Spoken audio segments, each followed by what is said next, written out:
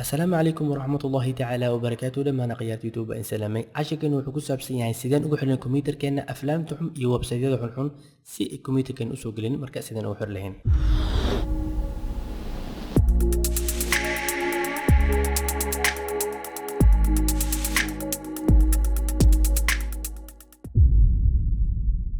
marka sida ugu xirtid marka waxaad u baahan tahay browserkaaga fur noocaad isticmaalaysid kadibna google gal kadibna google waxaad ku qortaa dns.noloton ayaad ku qoraysaa browserka ayaad qaadanaysaa kadibna jeega meeshas ayaad saaraysaa kadibna start ayaad leedahay si aad ugu dhufatid kadibna wuxuu kusoo saaraa router ma u baahan tahay ama waxaad u baahan tahay pc-ga ayaan u baahanaa kombiyuutarka kadibna ip addresskaas ayaad qaadanaysaa nooca u baahan tahay in aad kombiyuutarkaaga ku xirtid kadibna copy ayaan leenahay dhammaan oo dhan right click copy ayaan leenahay kadibna sida u diyaarsadaba notepad-ka ayaan baas ku dhahay saan koorka u diyaarsado